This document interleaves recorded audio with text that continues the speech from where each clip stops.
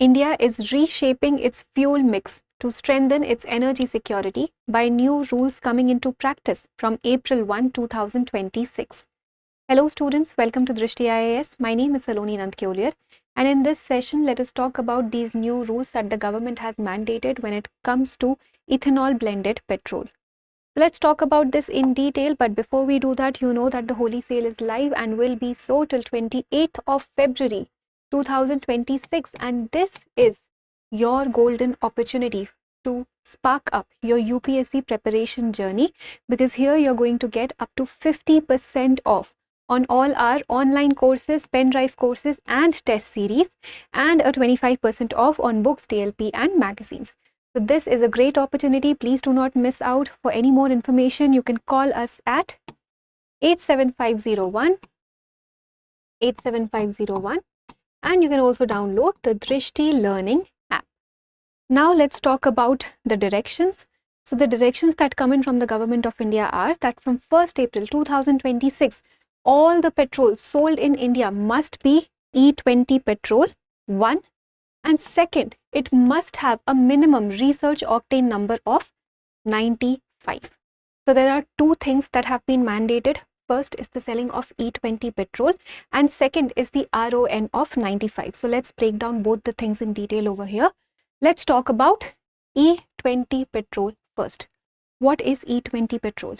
It is ethanol-blended petrol. E20 means 20% ethanol blending has to be done in petrol.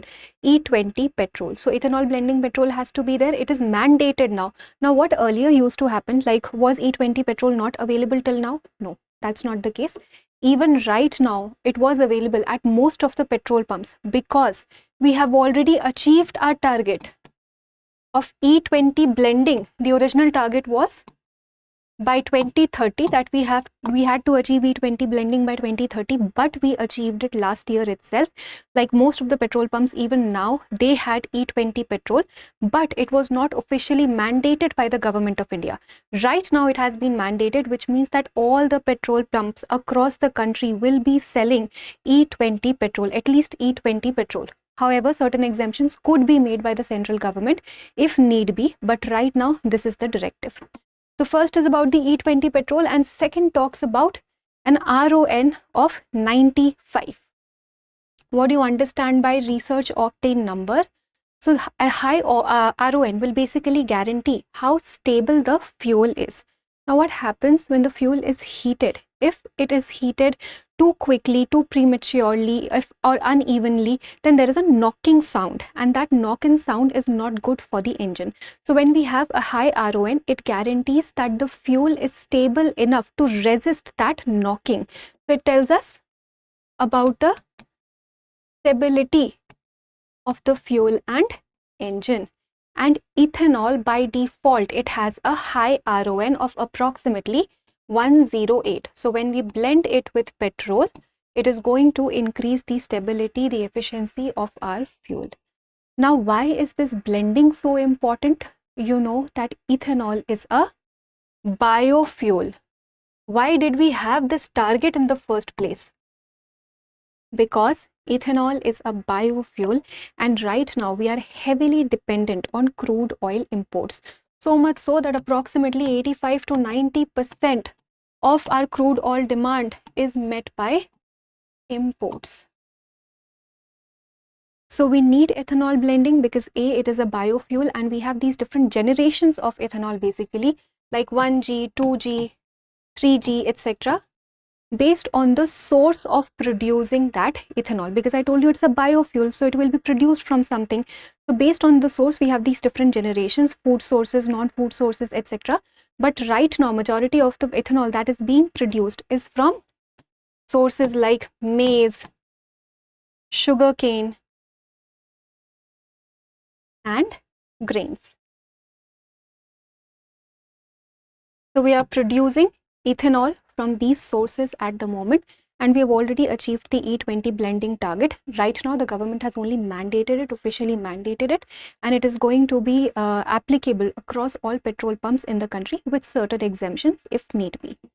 Now how is it going to benefit the country. Like, why is the government doing this? First of all, I told you, to lower the crude oil imports.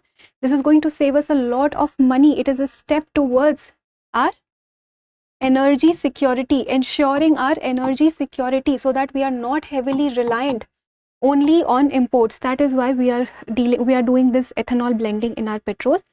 Secondly, cleaner fuel emissions. Ethanol is a biofuel. It has lesser emissions, so that is why it's a clean fuel. It's a green fuel. That's why also we are focusing more on ethanol blending. And then it is also giving a boost to our agriculture. How? I just told you that ethanol is procured from sources like maize, sugarcane and grains. So it is going to give a boost to the agriculture sector. Also, more and more farmers would want to grow these products so that they can also help in ethanol production. So these are the reasons because of which the government has mandated it. And if we talk about the transition, so is it going to be a smooth transition? Are the vehicles that we have in the country at the moment, can they support E20 petrol? So I already told you that right now also it is almost available at most of the petrol pumps that we have. This tells us that the newer vehicles that we have, that were manufactured somewhere between 2023 to 2025, they can already support E20 petrol. So it's a smooth transition. However, the older vehicles, when they come into the picture, they can face certain reduction in their mileage or efficiency by 3% to 7%. So the older vehicles might face this issue, but the newer ones are already supporting E20 petrol. So this is going to be a smooth transition, mostly a smooth transition.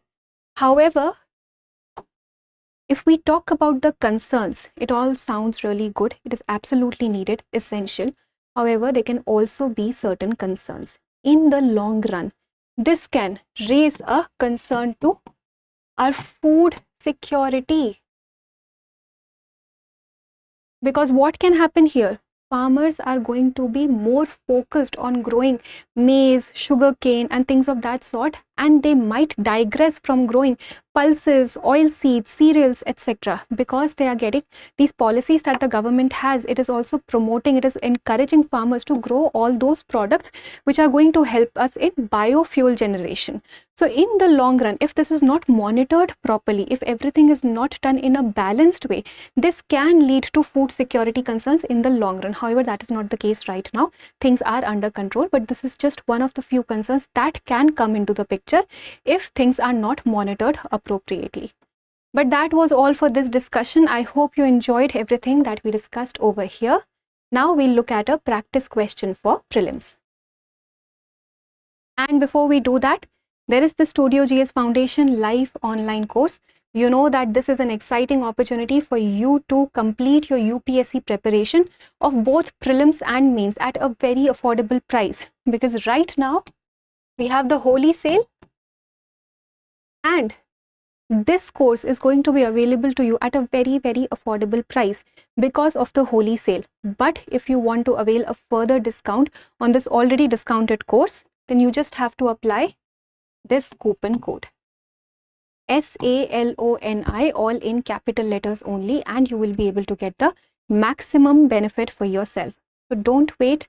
Admissions are already open. Go ahead and call us at 87501, the same number, which is going to resolve all your queries. Now let's look at the question. With reference to E20 petrol in India, consider the following statements. 1. E20 petrol contains 20% ethanol blended with petrol. 2. From 1st April 2026, all petrol sold in India must have a minimum RON of 95. 3. Ethanol blending helps reduce crude oil imports. Choose the correct statements. A. 1 and 2 only. B. 2 and 3 only.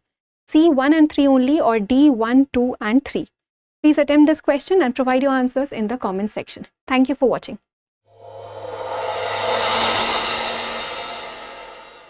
For more informative content, like, share and subscribe, and do not forget to press the bell icon to get the notifications.